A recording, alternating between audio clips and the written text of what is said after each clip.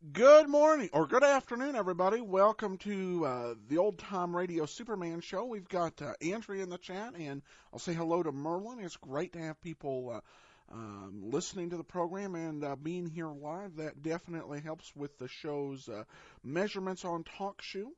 As we get started, I do want to encourage everybody to go to Laser and Sword magazine, lasersword.adamsweb.us.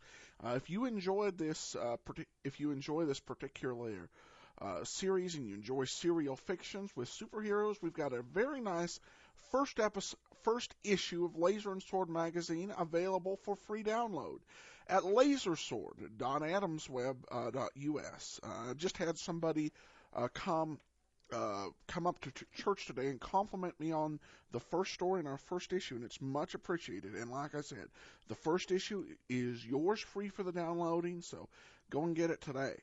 Well, last time we left Superman, it was in an interesting spot. We basically know that there was an explosion and that something was about to happen, but and we don't know who made it out, who didn't make it out. So a lot of confusion around the last episode. So let's go ahead and see if we can get this clarified. Presenting the transcription here feature, on the Adventures of Superman. Up in the sky! Look! It's a bird! It's a plane! It's Superman! When we last saw him, Superman had just rescued Captain Anderson from the steamer Madison and had found the hidden papers in the ship's safe, just as the burning vessel exploded in a sheet of flame and a rain of falling shells. Today our story continues back in the offices of Perry White, city editor of the newspaper on which Superman works as Clark Kent.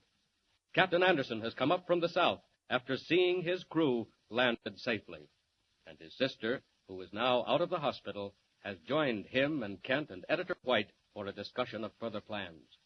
Captain Anderson is talking. Listen. No, sir, I can't tell you a thing about it. The last thing I remember is beating against the hull with that fire getting closer and closer just beyond the door. But, Captain, how did you escape? Your boat crew picked you up out on the water with a life preserver on. Yes, Vims, how do you explain that? I don't explain it, June. I tell you, I don't understand it at all. What do you think, Mr. Kent?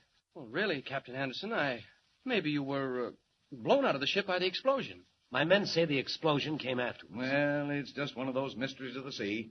We'll have to let it go at that. Oh, what do you got there, Kent? Why, it's a package a friend of mine in the Coast Guard sent me. Take a look, Miss Anderson. Why, Mr. Kent, it's mine. Why, that's it. That's the one June gave me. What? You mean to tell me that's the package of papers that was in the ship's safe? It certainly is. Mr. Kent, where did you get it? Well, I told you.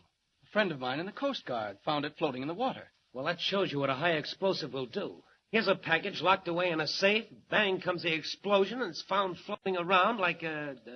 Like a dead fish?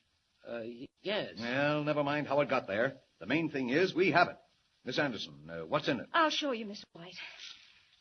First of all, letters from Pemberton to a man named Bailey, their representative out west, practically admitting what they're doing. Let me see it. What else? Well, then here's what they said was a map of the North Star Mine 3 miles southeast of Canyon City. Well, what else, June? Why was all this business so all-fired important?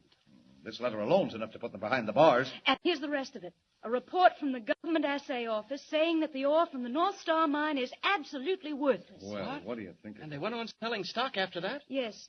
That's when I realized they were crooked. Well, Kent, what about it? Any ideas? Where did they live, June? They had a house out in Green Park with a Filipino houseboy, number 23 Durant Street. Mr. Kent, where are you going? I don't like the idea of sitting and waiting for things to happen. There may be something out at their house the police haven't found. Who do you think you are, Kent? Sherlock Holmes? Well, you never can tell, Mr. White. Do you mind? No, of course not.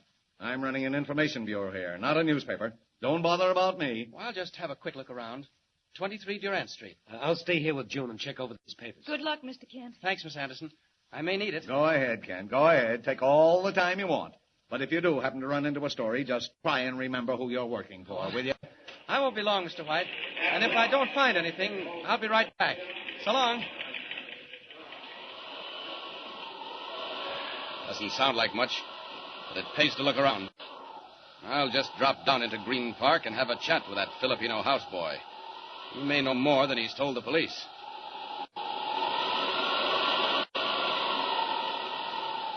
Here we are. And there's Durant Street, with not a soul in sight.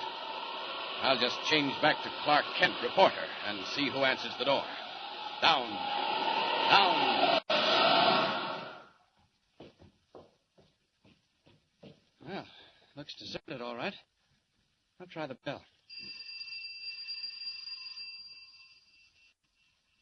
Hope somebody answers it. I'd hate to spoil this place by kicking in the door, and I do want to look around inside.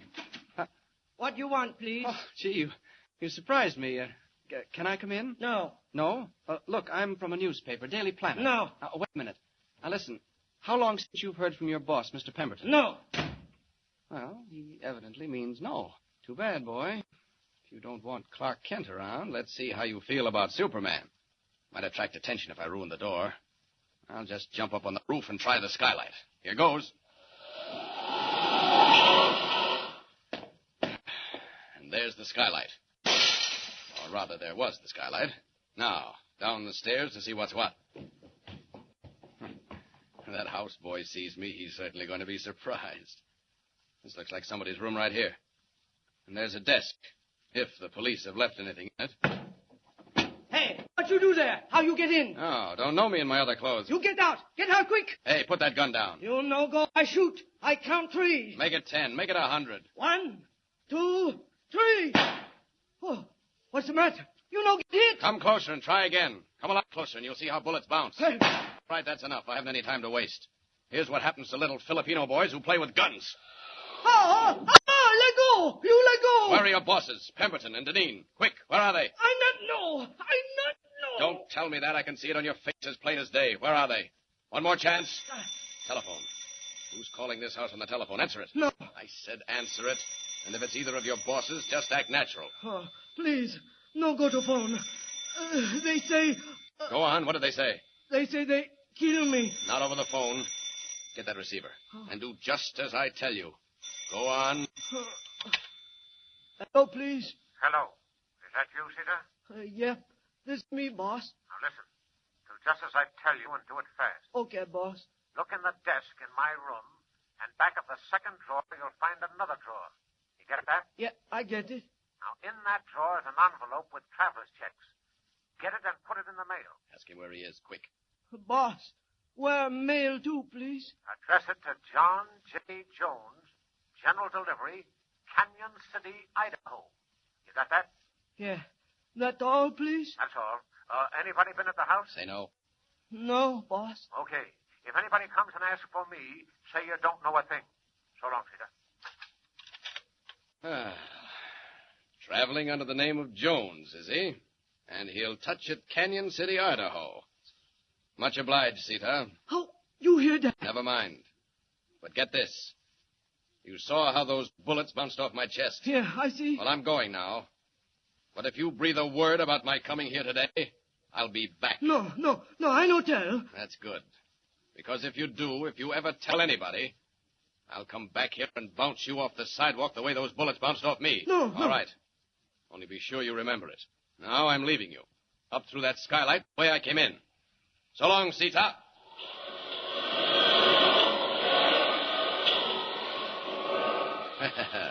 What luck. Canyon City, Idaho. I bet I scared that houseboy out of a year's growth. Now back to the paper. If you ask me, the North Star mining story is getting hotter every minute.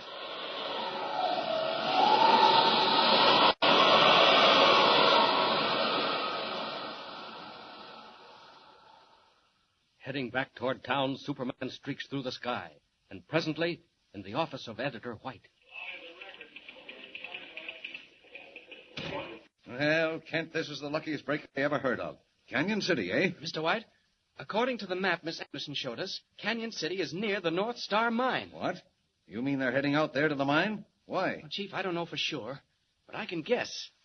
They don't know about the papers being found. What's that got to do with it? Well, maybe they figure if they can get out there and ruin the mine, wreck it for keeps, nobody'll ever be able to prove it wasn't all right.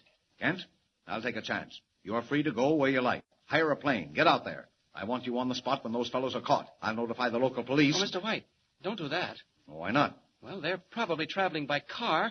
If we leave now by plane, the Andersons and I, We'll get there first. What of it? Well, don't warn the police. Do you want every paper in the country to get that story? But what if you run into them out there? You and the girl and Anderson. Well, if we do, I can handle it all right. You? Alone? Well, Who do you think you are? Superman?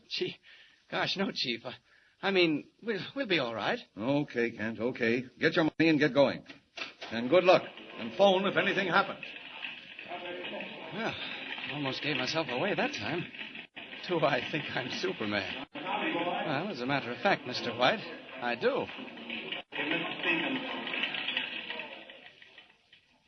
Down to the airport, into a fast plane with Captain Anderson and his sister June, over the Alleghenies, over the great basin of the Mississippi, west and still west to the cold, high stillness of the Rockies, when suddenly unseen disaster comes creeping along the wings, invisible to the passengers in the plane's cabin. Where are we now, Mr. Kent? Have you any idea? Your brother's the navigator, Miss Anderson. Don't ask a sailor to find his way around up in the air. Besides, it's black as ink outside. I can't see the stars. Well, we went through a snowstorm a while ago. Still in it. If you want me to make a guess, Miss Anderson, I'd say we're pretty close to Idaho. Getting tired, June? Oh, no. But I'm anxious to see what's going to happen. So am I. Say, what's wrong here? Oh! Oh, what an awful lurch. Threw me right against the wall. Watch it, we're tipping. Hey, something is wrong. Mr. Kent, go ask the pilot. I'm frightened. Look, he's opened his door. All right, folks, take it easy. Oh, what's wrong? Ice on the wings. And one of the ailerons is stuck. I can't work it loose. What? Frozen? How can you fix it? I can't. Ordinarily, I'd go down to warmer air. But the mountain peaks are too high around here. Oh!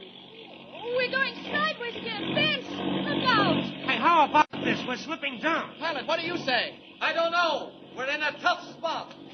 Kent, where are you going? Out on the wing. Got to clear that ice off. Hey, watch what you're doing. Mr. Kent, come back! Say, that boy's got nerve. He's out on the wings. You can just see it. Kent! Kent! Where is he, Vince? He was hanging on that wing and now he's gone. He's gone!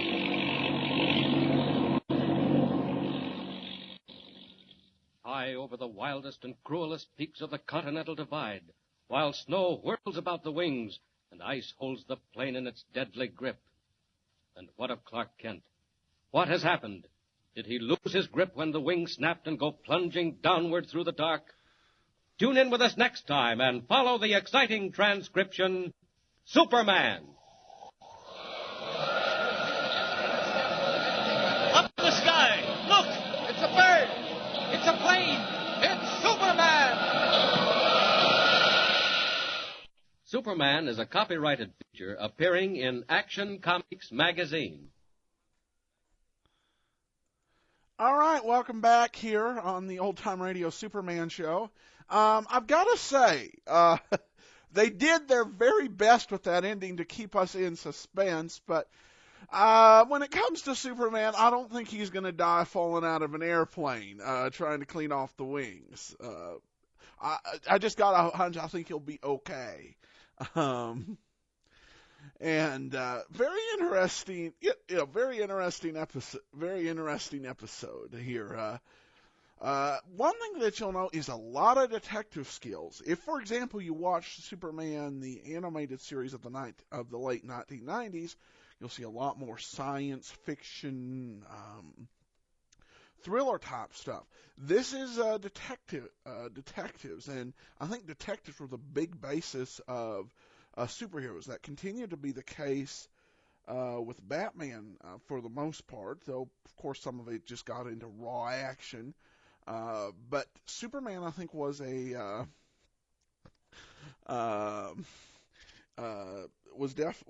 is more of a detective show at this point. Andrea says putting Mr. Invulnerable over a cliff literally isn't too suspenseful. Now, you had to love some of the dialogue in here. Rather, there was the skylight. You know, there's the skylight. There it was. And bring the gun closer. You can see how the bullets will bounce off. Though he was somewhat menacing with the Filipino houseboy, And Merlin said, rather Batmanish. And Andrea asked, well, was Batman even out at this point? Yes, he was. Batman came out in June of 39. This show, for the record, I should mention, came from March 13th, 1940. So Batman was around. But again, we had a more detective-based hero here with Superman than some of the later incarnations. All right, now please go and cast a vote for us on Podcast Alley. We appreciate the vote. It helps promote the program and allow other people to listen to it. Just go to podcastalley.com, put Old Time Radio Superman in there, and we'll be one of the top results.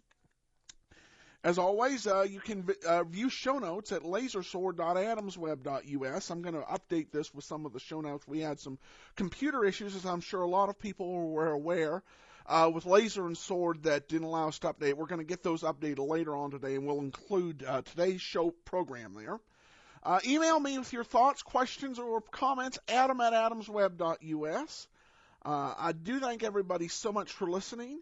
We'll be back Wednesday night, 7:30 p.m. Eastern Time. For now, this is Adam Graham signing off.